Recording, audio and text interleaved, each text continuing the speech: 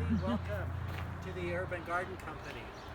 I'm Dean, and I am a landscape designer. Sorry about the noise. We are also very close to the refinery, and that's Marathon Oil. So you're inside the garden right now, and my garden happens to be a French kitchen garden. And you might say, well, what is that? Well, the French call it a potager. And a potager is a vegetable garden that's utilitarian, but has more symmetry, more structure than most vegetable gardens, because they're meant to be aesthetically beautiful all year round, even in the wintertime when you have to look at a dreary garden. But the potager has been around for hundreds of years, and it involves a lot of things that we all are familiar with, such as vertical gardening, square foot gardening, and combined it all into one. The French kitchen garden is highly productive, and it is also aesthetically beautiful. And there is a little bit of a trick to that, is that by making it aesthetically beautiful, we want to be in our vegetable garden more often. Now, if you can look around me right here, anything that's surrounded in the rocks, this is my cutting garden. And in the center, this is a cruciform garden with a center point, and this is fern. I named it after my grandmother. She's the goddess of fall harvest. But because of the flowers out here, we have dahlias on the tutors, we have zinnias, we have gomphrena, we have nicotiana, daisies, cosmos, bachelor buttons, and all of these things are what make me want to come into the garden, enjoy it, and to watch the butterflies and the bees. But when I'm out here, it gets me to working and gardening and actually weeding and harvesting. So it's kind of my garden's ploy to get me out here and take care of her.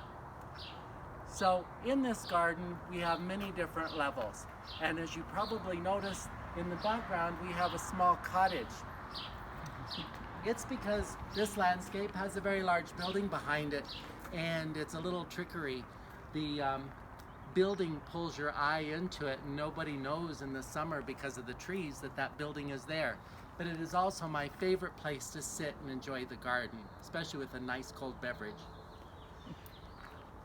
This garden also has very tall structures, and these are called tutors. The English word for them is an obelisk.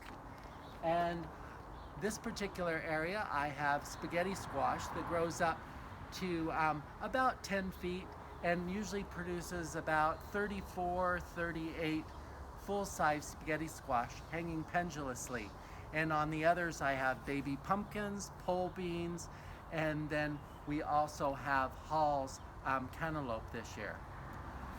On the smaller areas, we rotate crops. We have peas right now that'll be coming up, and you've probably noticed some white coverings. That's because the birds love to eat brand new sprouts, and they have been having a number on the peas. But as soon as the peas are gone, then we replace them with another vegetable that likes to climb up. A lot of times we use the cucumber. Talk about these screens. What kind of screens are these that you have here? Oh, these screens What are they for? This is so that I can grow any type of vegetable on it. And for the peas in the spring, French kitchen garden, we never have to guess where things are going to go. It's so structured that every year I know I'm going to plant peas on here, but what kind of pea? Did I have a good success rate last year? Everything is very predictable, and that's what makes it easier to garden. Behind me, this is a structure with a big 4x4 post and a beam over the top, and it is symmetrical to the one across the way. I grow tomatoes on these, and as you can see on this side, the tomatoes are hanging from that beam, and we usually have tomatoes growing to 6 to 7 feet and never blowing over because of that structure.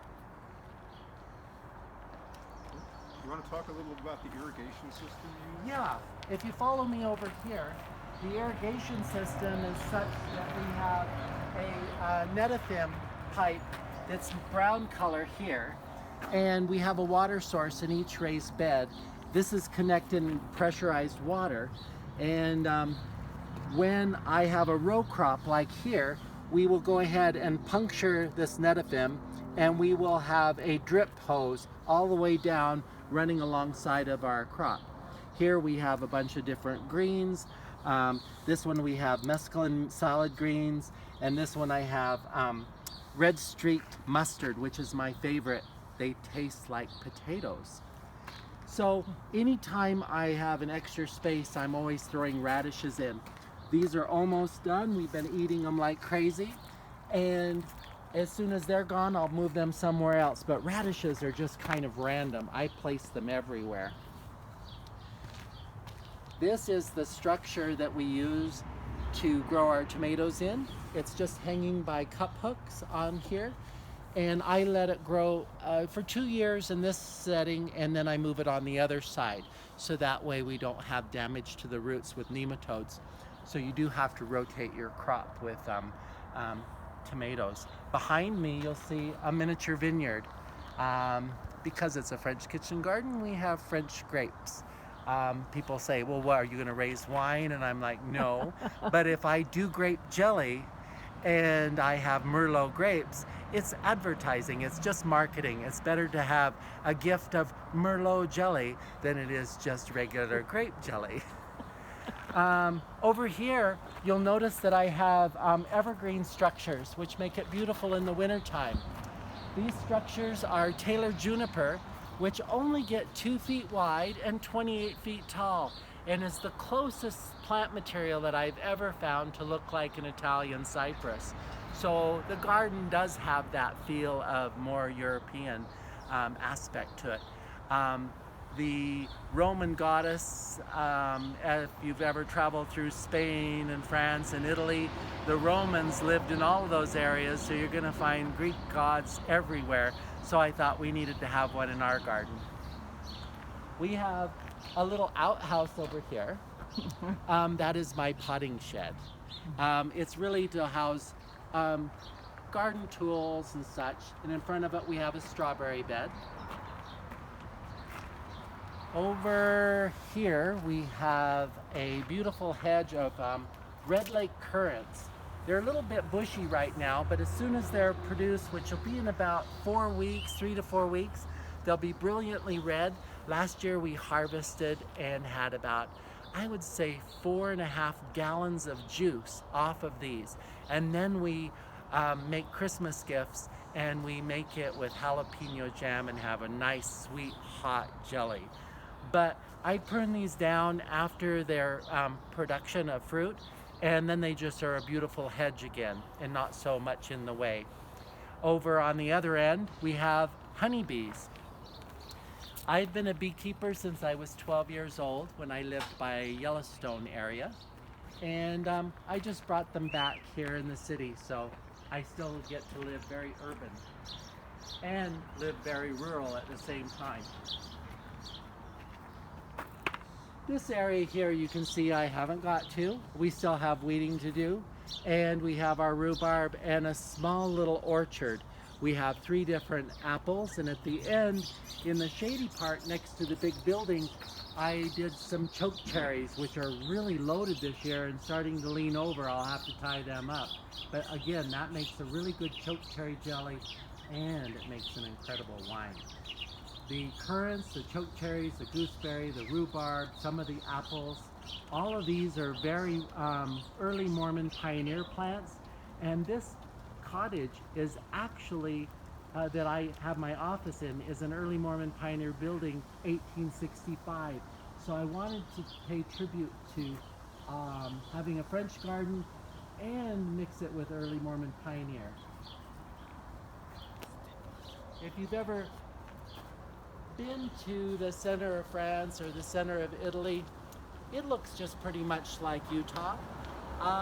We're hot and arid. We have colder winters than they do, but if you ever think about what we want, I would look towards the Mediterranean for advice. Well, let's say goodbye, and it's starting to rain out here, so we're gonna wrap it up and go inside where it's warm. Take care. Thanks for stopping by and visiting with me in the garden. Bye-bye.